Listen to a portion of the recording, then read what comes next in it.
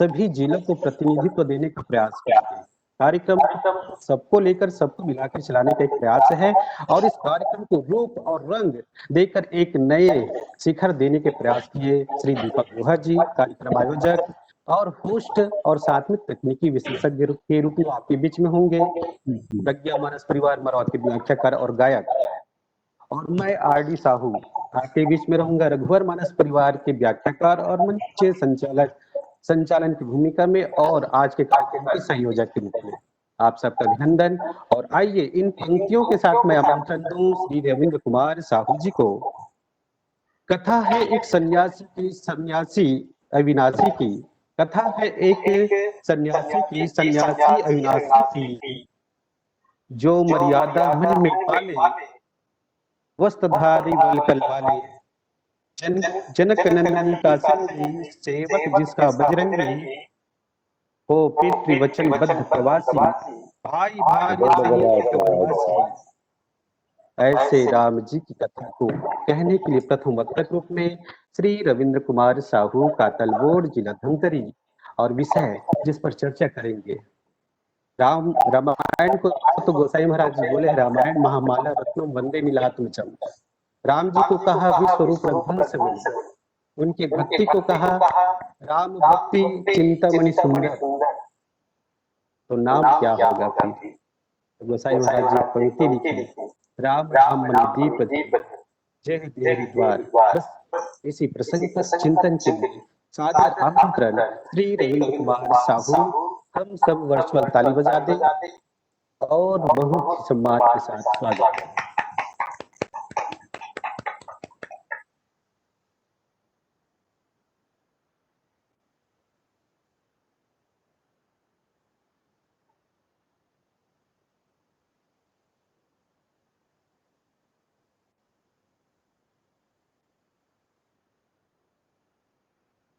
श्री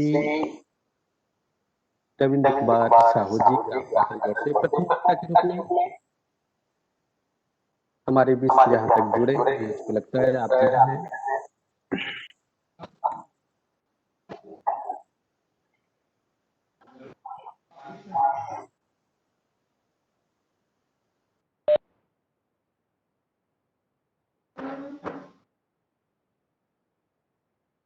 शायद उनका श्री रविंद्र कुमार साहू जी प्रथम वक्ता हमारे बीच नहीं जुड़ पाए हैं। क्रम को मैं आगे बढ़ाते हुए आप सबको लिए चलूं। प्रथम वक्ता के रूप में सीधे मैं आमंत्रण दूं श्री पहाड़ सिंह नेवारी को, जिला बालोद से। पहाड़ सिंह नेवारी, जिला बालोद, आप हमारे बीच हैं। आप वीडियो को ऑन कर लीजिएगा और अपने माइक को भी ऑन रखेंगे। श्री पहाड़ सिंह साहू जी नेवारी, जिला बालोद, आप जुड़े हैं, मैं देख पा रहा हूँ आपके सूची में आपका नाम है और हमारे बीच आप हैं। जी जी जी जी, जी अभिनंदन। जी जी,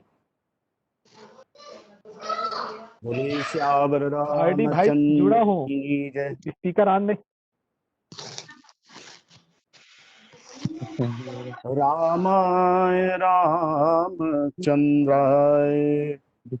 रामभद्राय वेधसे रघुनाथाय नाथाय सीताया पत्ये नमः। बंदो गुरुपद कंज कृपा सिंधु नररूप हरि महामोहतम पुन जासु वचन रविकर निकर। जय जय श्री सीताराम की जय। मानस दर्शन समूह के द्वारा आयोजित भव्य मानस संगोष्ठी कार्यक्रम के प्रथम अवसर पर मैं सौभाग्यशाली हूं। प्रथम वक्ता का अवसर मुझे इस मानस दर्शन के संचालन ग्रुप के संचालन दिखाई नहीं दे रहा है। भाई नेटवर्क नहीं है। कौन बोला था? और हमारे बीच उपस्थित मुख्य अतिथि द्वय को, साथ ही साथ समस्त इस संगोष्ठी कार्यक्रम में जुड़े हुए समस्त मानस जिज्ञासुओं को मेरा सादर नमन है, शत शत प्रणाम है।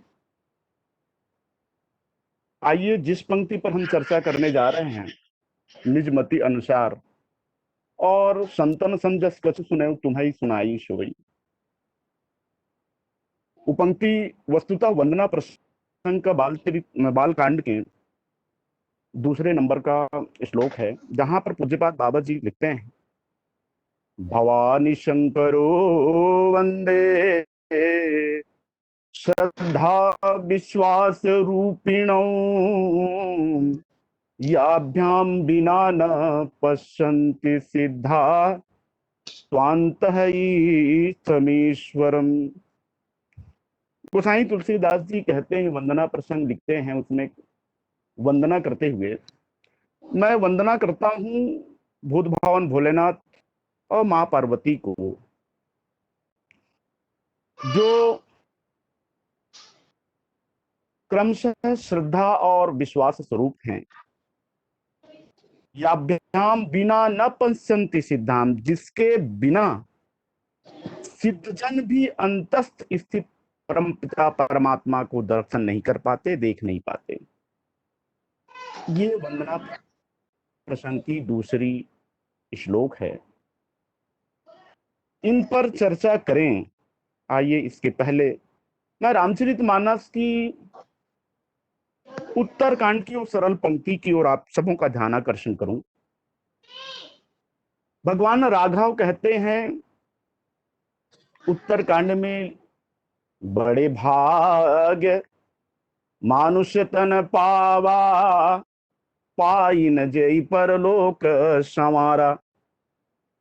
साधन धाम मोक्ष कर द्वारा, है ना। इस पंक्ति में हम देखते हैं गोसाई तुलसीदास जी भगवान राघव ने कहा, बड़े भाग्य मानुष तन पावा। मनुष्य शरीर को बड़े भाग्य कहा। क्यों बड़े भाग्य कहा? तो अगली पंक्ति में लिखते हैं, साधन धाम, क्योंकि ये शरीर साधन का धाम है। अच्छी बात। साधन किस लिए? तो वहां पर लिखा, बोले मोक्ष कर द्वारा, ये दरवाजा है।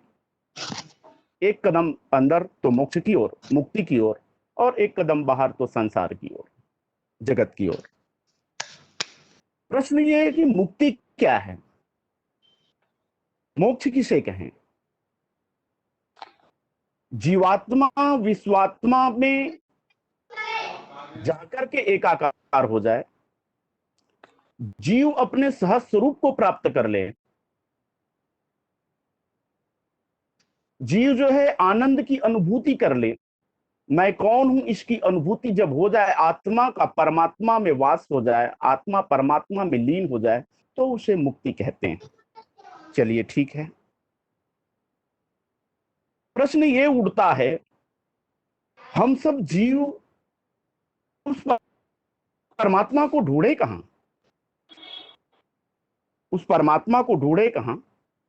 तो कबीरदास जी कहते हैं, मोह को कहां ढूंढे बंदे, मैं तो तेरे पास हूं। भगवान श्री कृष्ण गीता में अर्जुन को उपदेश देते हुए कहते हैं, बोले अर्जुन, ईश्वर सर्वभूतानां हृदय से अर्जुन तिष्ठति। अर्जुन, सब प्राणियों के हृदय में मैं वास करता हूं। अच्छी बात। रामचरितमानस भी इस बात को प्रमाण करता है। अस प्रभु हृदय अछतय अभिकारी, सकल जीव जगदीन दुखारी। मानस के आधार पर देखें तो सबके हृदय में भगवान का वास है। तो उस भगवान को, उस परमपिता परमात्मा को, परमानंद स्वरूप आत्मा स्वरूप उस ब्रह्म को हम ढूंढने कहां जाएं? हमारे हृदय में भी उसका साक्षात्कार अगर जीव कर ले तो मुक्ति प्राप्त होती। अभी जो मैंने गीता और श्रीमद् रामचरित मानस की पंक्तियों को पढ़ा, तो ये पंक्ति सिद्धांतः श्रुति प्रमाण कहना चाहिए। वेदों ने, शास्त्रों ने हमारे बीच रखा है कि परमात्मा सबके हृदय में है, ये श्रुति प्रमाण है। कबीरदास जी को किसी ने पूछा, किसी पंडित ने पूछा, महाराज ईश्वर के बारे में आपका क्या राय है, क्या कहते हैं? कबीरदास जी कहते हैं, तेरा मेरा मनुआ कैसे एक होई रे, तेरा मेरा मनुआ कैसे एक होई रे, मैं कहता, तू कहता आंखन की देखी, और मैं कहता आंखन की देखी। कागज की लेखी और आंखन की देखी, यहां दो प्रमाण आ जाता है। परमात्मा के विषय में दो प्रमाण, परमात्मा के विषय में दो प्रमाण। प्रश्न ये उठता है, क्या कागज की लेखी को का महत्व कम है? नहीं, कागज की लेखी ही आधार बनता है आंखन की देखी के लिए। सिद्धांततः जो बातें हैं उसको व्यवहार में लाने की, जो व्यवहार में जो परिणत करने की प्रक्रिया ही साधना है। इसलिए साधन धाम माने हमने जो पढ़ा, हमने जो शास्त्रों से सीखा, ये श्रुति प्रमाण है, और इस श्रुति प्रमाण को हमें व्यवहार में परिणत करने की साधना करना, और साधना करके उसको देखी में लाना। अब प्रश्न ये उठता है कि जो दृष्टि प्रमाण को, जो दृष्टि प्रमाण है,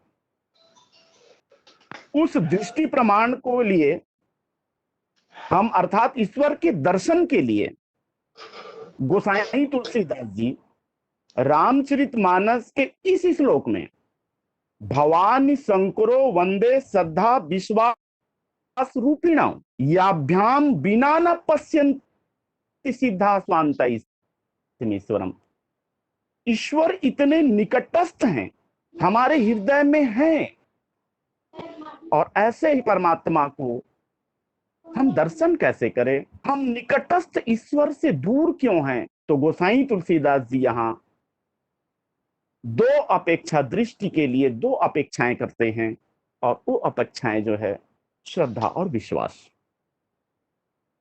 श्रद्धा और विश्वास, श्रद्धा बुद्धि का स्वभाव है, बुद्धि में श्रद्धा जन्म लेती है। जब हम कथा श्रवण करते हैं तो पाते हैं कि वास्तव में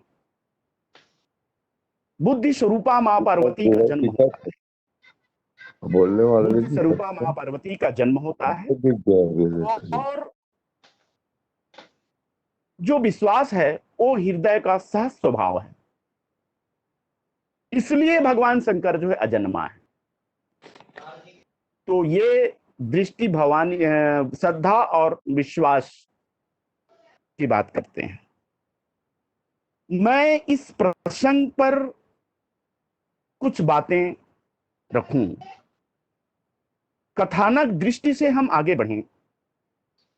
तो हम सब रामचरितमानस के मंचों में व्याख्यान देते रहते हैं।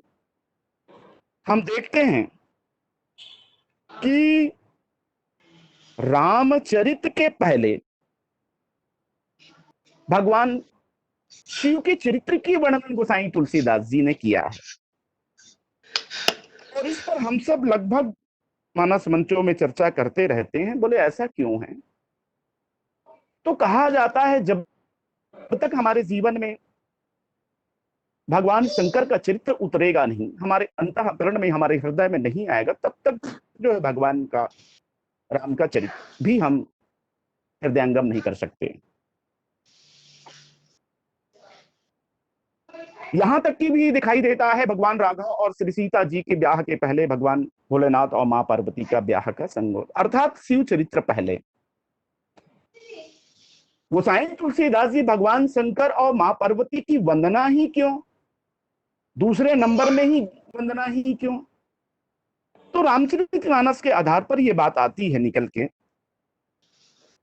क्योंकि शिव जी के लिए कहा गया, शिवपद कमल जिन्हीं रति नाही, राम ही ते सपने हूं न सुहाई। जब तक शिव के चरणों में अनुराग ना हो, राम जी उसे पसंद भी नहीं करते। बिनु छल विश्वनाथ पद नेहु, राम भगत कर लक्षण। यदि आप राम के भक्त हैं तो शिव के चरणों में अनुराग अर्थात शिव का चरित्र आपके जीवन में उतरना चाहिए, ये भाव। और इसलिए याज्ञवल्क्य महाराज ने भारद्वाज मुनि से ये कहा है कि प्रथम ही कही मैं शिव चरित बूझा मरम तुम्हार, और सुचि सेवक तुम राम के रहित समस्त विकार। मुनिवर, मैंने शिव चरित्र कह करके मैं जान गया हूं कि आप जो है राम के वास्तव में अनुरागी हैं। मैं आपके मर्म को जान गया हूं। तो रामचरितमानस में ऐसे ऐसे बहुत से पंक्ति हैं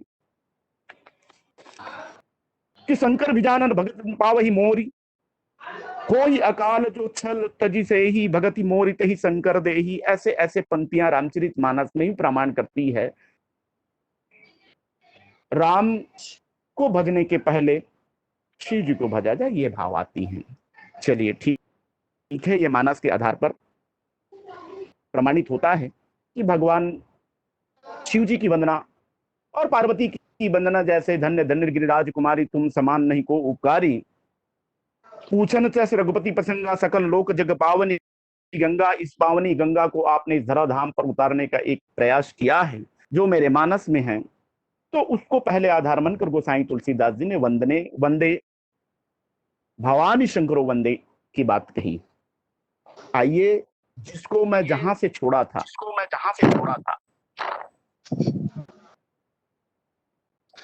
बुद्धि जो है,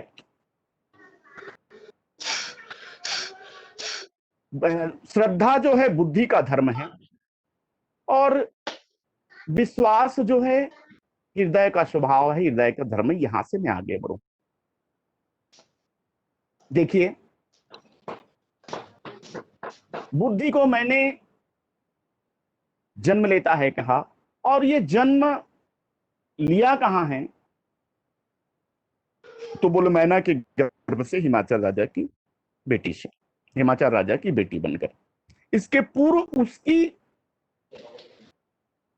जो है पूर्व जन्म की कथा में ये मां सती होती हैं, और बड़ा विलक्षण संकेत गोसाई तुलसीदास जी देते हैं।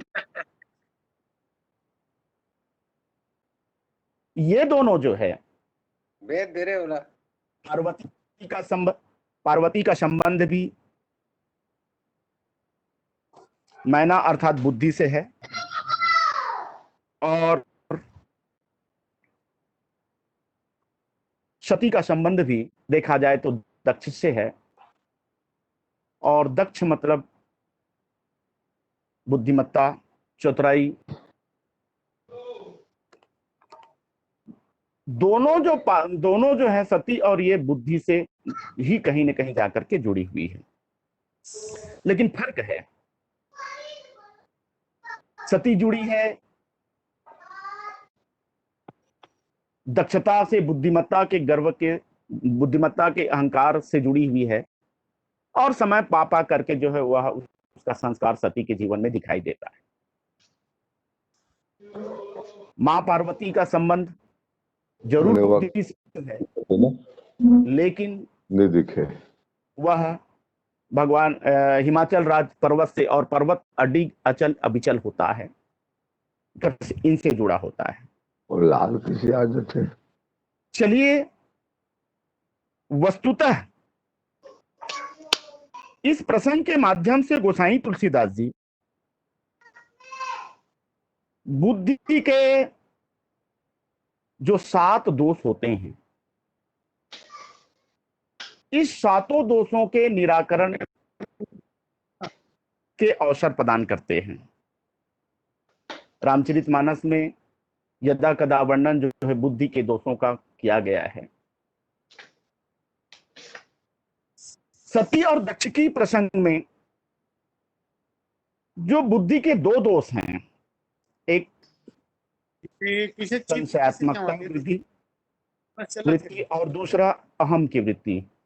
गर्व की वृत्ति। गणेश जी के प्रसंग में भी वहां है, अहिल्या के प्रसंग में है। ऐसे ऐसे प्रसंग में बुद्धि के जो दोषों का निराकरण करने का उपाय गोसाई तुलसीदास जी बताते हैं। भगवान ब्रह्मा के द्वारा जो है सती का परिणय तो उनके द्वारा हुआ। सती जिज्ञासा की वृत्ति है, ठीक है, बुद्धि में जिज्ञासा की वृत्ति तो हो, बुद्धि में जिज्ञासा की वृत्ति तो हो, लेकिन यदि जिज्ञासा जो है संशयात्मक वृत्ति वाली हो जाती है, पतन का कारण बन जाती है। सती का परिणय बेशक भगवान